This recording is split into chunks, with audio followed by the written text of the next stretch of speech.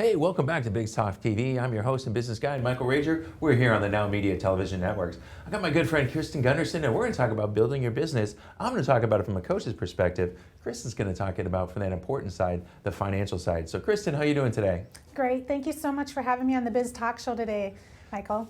Well, one of the things we were talking about in the break, we're coming here and we're talking about, culture in business and profit. I always tell my clients that culture eats talent for lunch. How do you look at helping businesses understand how good and how much a culture helps them on their bottom line? Yeah, well, a lot of people don't realize that culture and the revenue is directly related to each other. But yeah, you need to think of culture as like a four-legged stool. You need to be able to pay your employees well. You need to provide them with excellent benefits, have a really great retirement for them, and provide an opportunity for them to grow and to learn and just to be able to grow. That is going to keep your talent and it's going to keep them happy.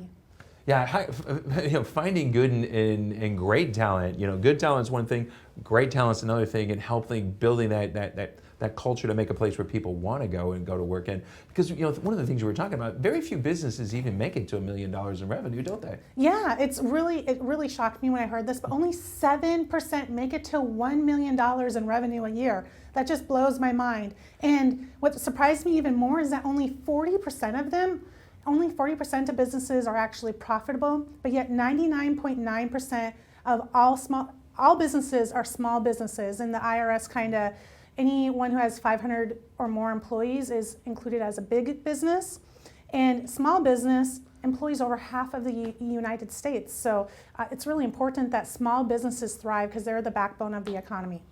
Yeah, when we look at businesses and what we got to do is, one of the things that I start with is strategy, and I think we talked this about in another segment, exit.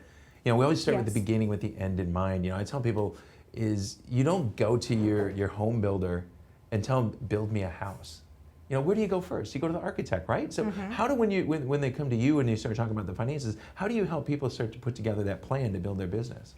Yeah, well, in the first $0 to $1 million, you really need to get your unit level economics figured out. You need to figure out, say if you have a cleaning company, you need to be able to figure out, do you need 2 people on that cleaning crew? That makes sense.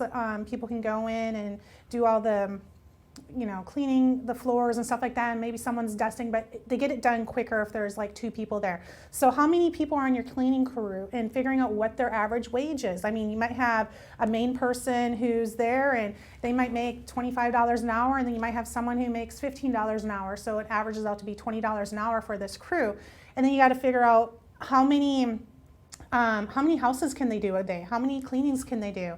You need to figure out what else goes into their costs besides taxes, but you might have to, if they're driving their own car, you have to reimburse them for mileage, or you need to provide a car for them, and a car might be about $1,200 between the payment, the insurance, the wear and tear, the gas.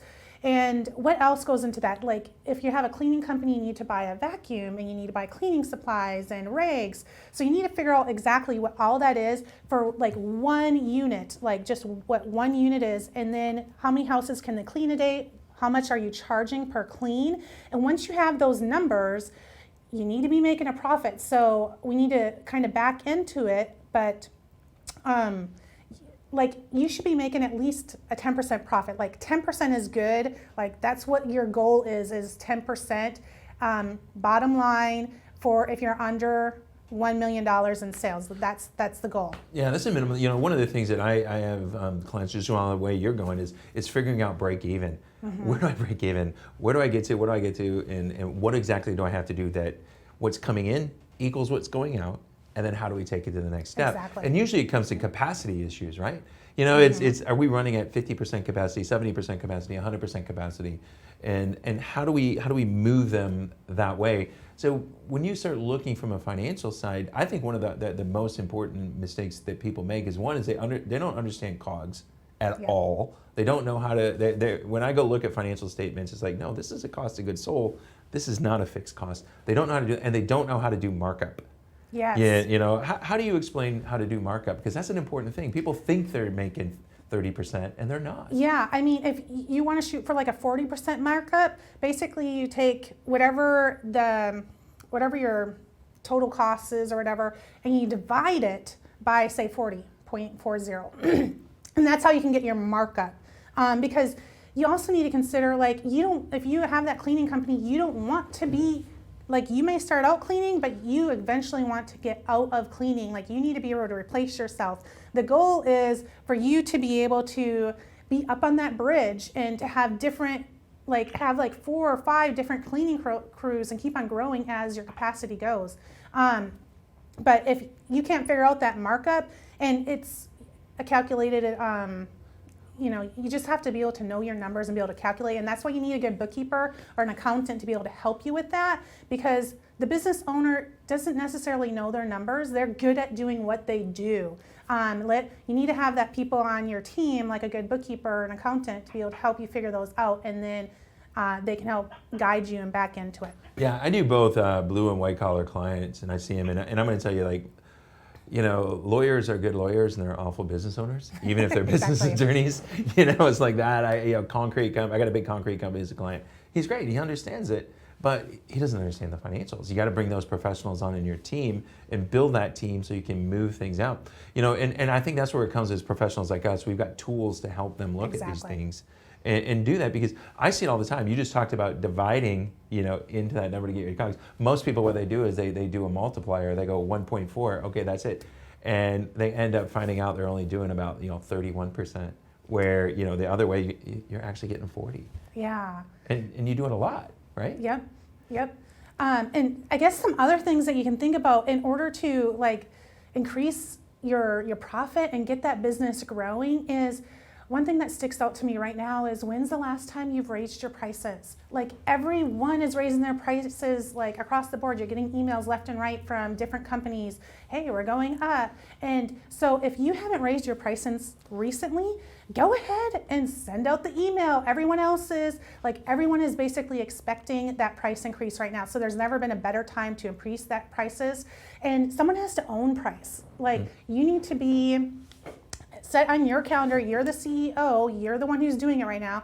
Set on your calendar for January 1st and for, say, July 1st to do a price increase. And then you also need to figure out what price you really should be charging. So if you have people who are grandfathered in, but you can also you need to have a model, like a template that you can easily use and train other people in your businesses to be able to get an estimate out to your clients. Of course, you need to make sure it's correct, but you need to make sure that anyone can do that. But for new clients that are coming in and maybe they're not grandfathered in, make sure that pricing is set correctly, and that will help increase your bottom line pretty dang quickly if you're charging the correct price to start with. Yeah, we were talking before we went on camera here. I got a tool that I use. It's a simulator. And we go, hey, look, I'll show anybody how to double their profit in 3 minutes or less. And the first one thing is raise your prices 5%. The second thing I think people need to do is, you see it all the time at the gas stations now, they've got a cash price and a credit card price. And there's a lot of things right now. There's actually companies out there that'll help you on your invoicing to charge you for that credit card fee. Yeah. We're used to it. We're used to it right now, and I know it eats, because you're 3 to 4 to 5% sometimes. Just keep coming off, and that can really hurt you.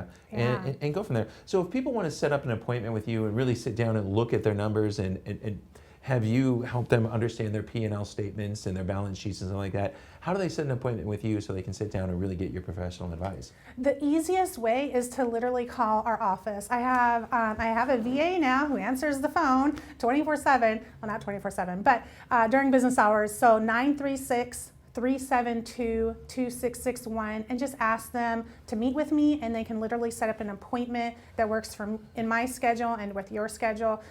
Literally, that is the easiest way to get an appointment with me, and I'd love to meet you and see how I can help you.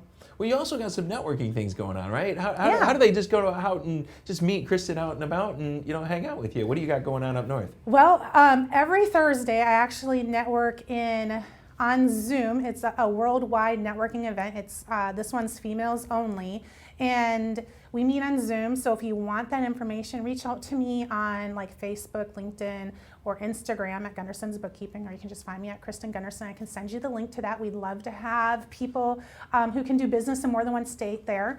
And then I also have I've been doing a Waller County Small Business Connection, and we meet once a month in person.